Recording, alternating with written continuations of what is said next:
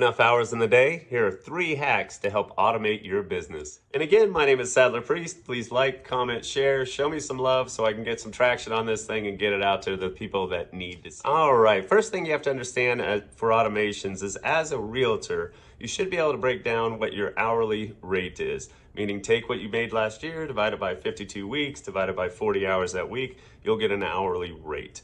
A lot of times these automations cost a tiny bit of money and realtors are unwilling to pay for something they just don't understand. But once you break down, let's say your hourly rate and you have a fee for $30 a month, if that saves you 1 hour out of that month, it typically will pay for itself. And the first site that I use that is an amazing hack is Zapier. Some of you guys already use this. This is the example I just used. It does cost, I think, $29 a month. Don't quote me on that. But what it is it is an integration middleman, basically. So if someone, let's say you put a survey out on Facebook, somebody filled that out, you can have Zapier connect with your Facebook. It'll immediately send a email to Google. It'll immediately send a text message to, let's say you have agents with you, new lead, new lead, new lead, and it'll even send the survey information to a Google Sheets for you and start filling all that out as long as it's connected properly. It's just the middleman. It saves you from taking data from one place, putting it into another. You can actually have it so you can put in one social media post, and then it'll post on like all of them for you. If somebody comments on Facebook or whatever, you can have it immediately text you saying new comment. You can have it send, if it's a team sales platform and anybody comments on it, somebody likes it, you can have it so it texts somebody immediately and saying, hey, there's a new lead, there's somebody looking at your site. There's other things that it can do with CRMs. That's my biggest thing I use, which I'll get into here in a minute, is the CRMs. Once it does go there, it does a lot of automations off that CRM. It'll let me know there's a new lead. It'll let me know somebody's shopping. It will let the client know when a new lead or a new house pops on.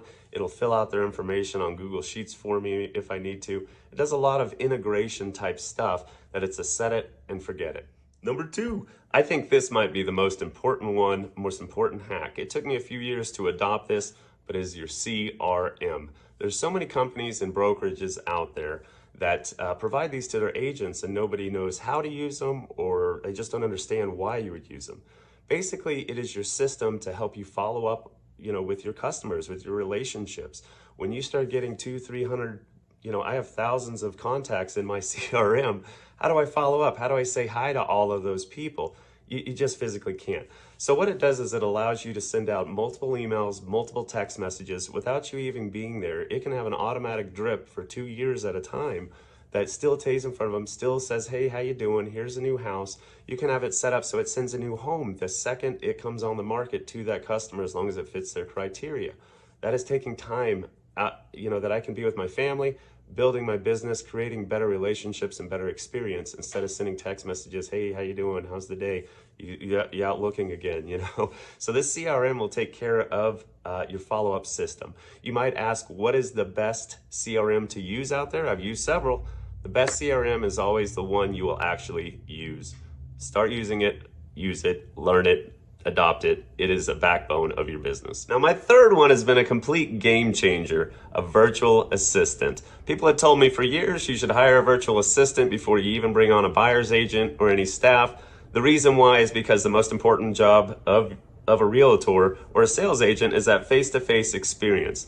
Not doing paperwork, not servicing deals, not sending title paperwork. It's making face-to-face interactions and creating relationships. That's where the money is for a sales agent, not sitting in their basement doing paperwork.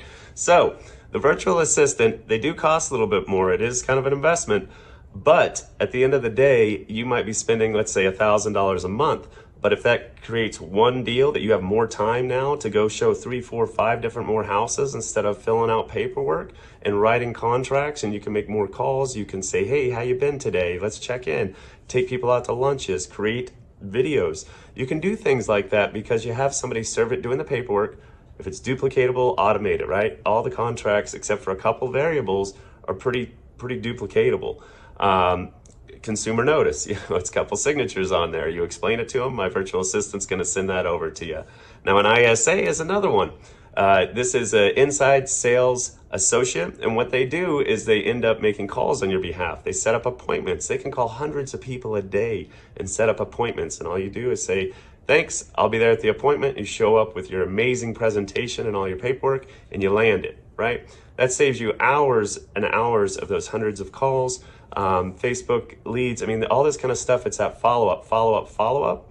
If you have somebody else at least help you with that you can nurture and train to do it like you and duplicate yourself, I mean, that's basically duplicating yourself right there. That's automating yourself, is getting somebody to repeat the steps that you can do while you're out there showing your best face, right?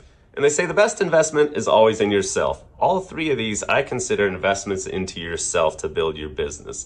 All three of these are ways that you can put money into your business without giving 25%, 50%, what have you, to a buyer's agent. And you can go out there and create the relationships. Again, my name is Sadler Priest. I'm with eXp Realty. I love what I do. Please comment, share, please subscribe. I'm trying to get the subscriptions up. And let me know if I can help with any of these. If you have any questions, I've done several CRMs. I have been on several of these sites. If you need help, set up information, please let me know.